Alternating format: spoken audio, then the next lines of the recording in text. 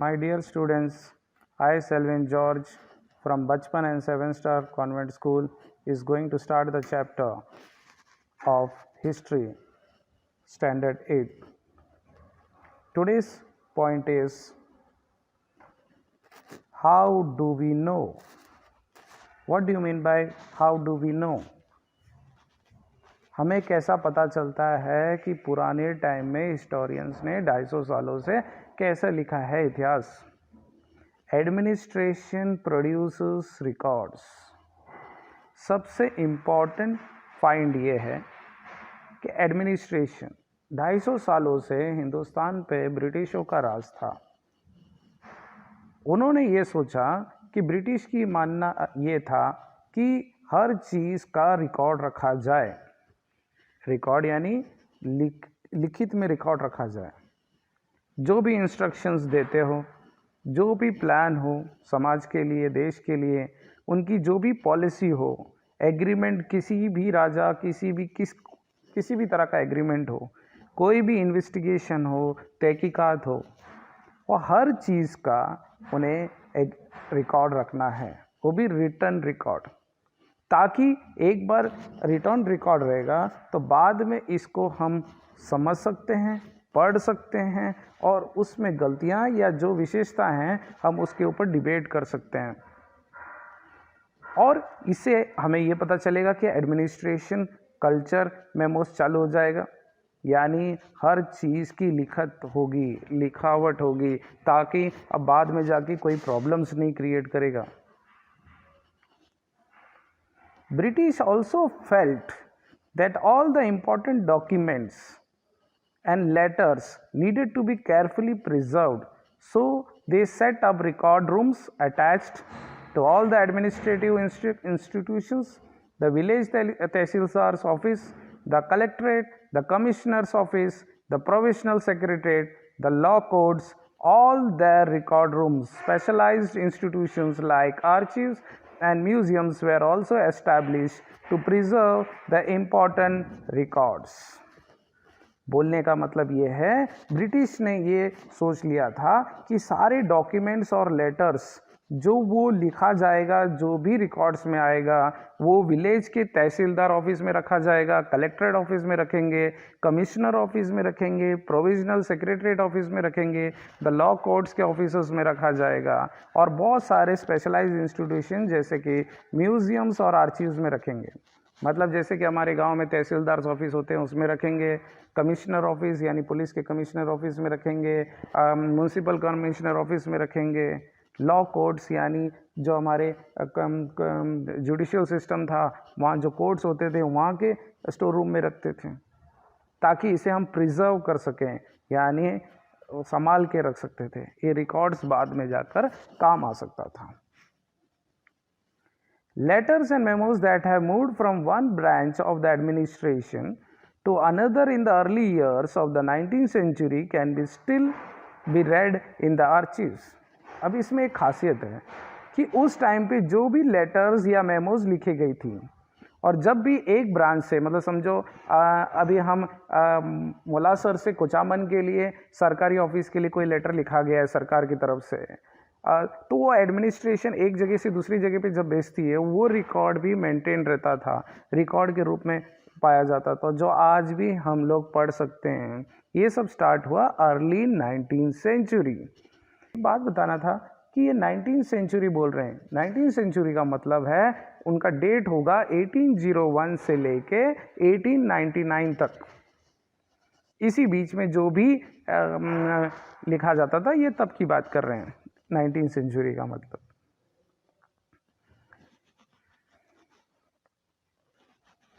In the early years of 19th century, these documents very carefully copied out and beautifully written by calligraphists. Early 19th century मतलब 1801 से लेके 1815 तक की बात कर रहे हैं। अर्ली 19th सेंचुरी में ये सारी डॉक्यूमेंट्स की कॉपी बनाई जाती थी हैंड रिटन से, वो भी कैलीग्राफिस्ट से। कैलीग्राफी यानी जो अच्छे डिज़ाइनेबल लिखावट लिखते हैं उनको कैलीग्राफिस्ट कहा जाता है। उनकी राइटिंग बहुत अच्छी होती है, ब्यूटीफुल राइटिंग में होता था. By the middle of 19th century, with the spread of printing, multiple copies of these records were printed and proceedings of each government department.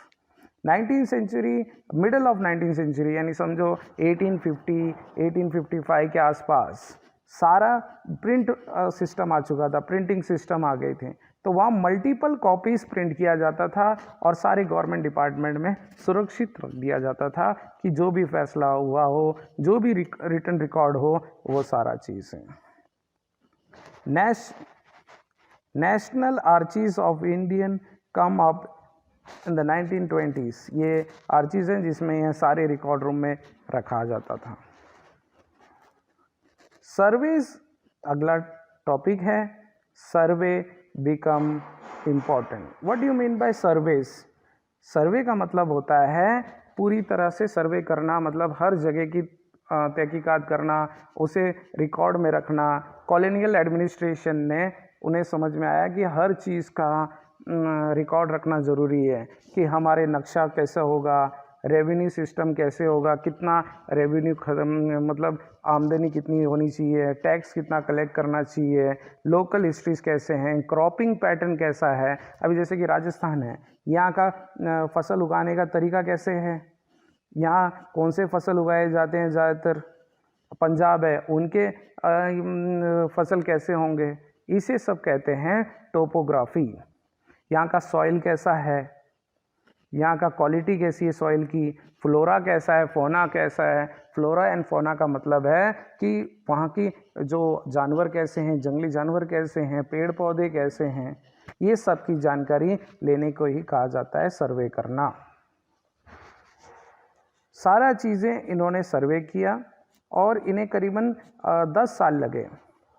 उसके बाद इन्हें डिटेल रिकॉर्ड बनाया कि कितने लोग रहते हैं प्रोविजंस ऑफ इंडिया में, इनके कास्ट क्या हैं, इनके बॉटनिकल सर्वेज कैसे, इकोलॉजिकल जियोलॉजी सर्वेज यानी आर्कियोलॉजिकल सर्वेज, हर चीज़ के बारे में डिटेल इन्फॉर्मेशन, जैसे कि मिट्टी से लेके इंसानों की जाति तक, उनके कास्ट तक, उनके धर्म तक, वो क्या फसल उगाते हैं, हर चीज़ की जानकारी इन्होंने एक निकाली.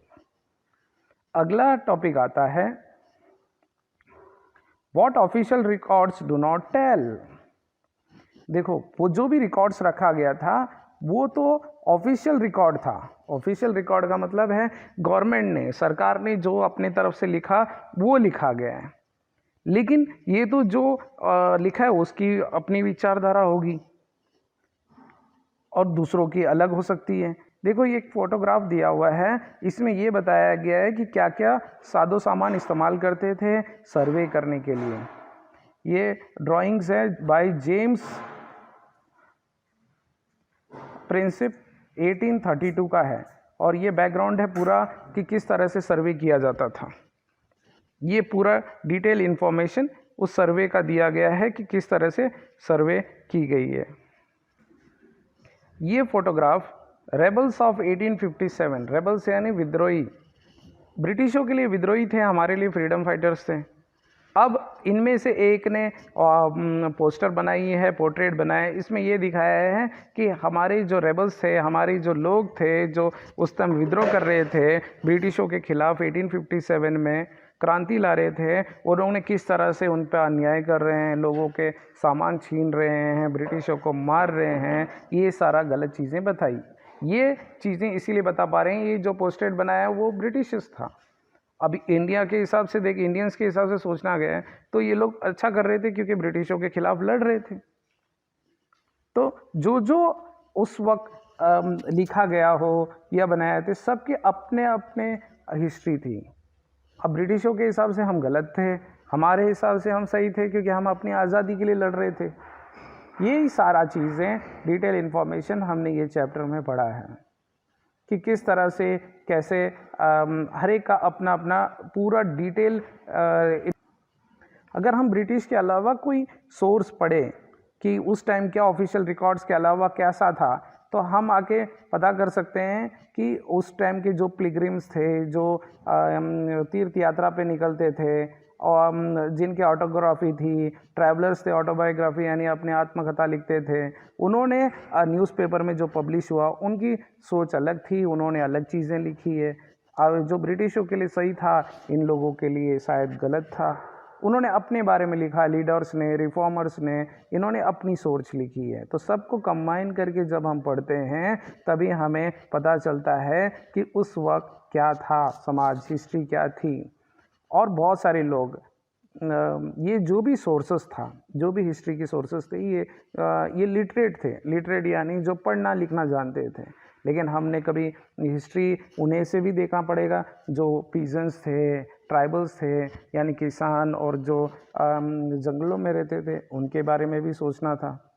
तो ये पुअर्स इन सिटिंग, तो ये हर चीज़ को सोच कर ही हमें हिस्ट्री पता चलती है।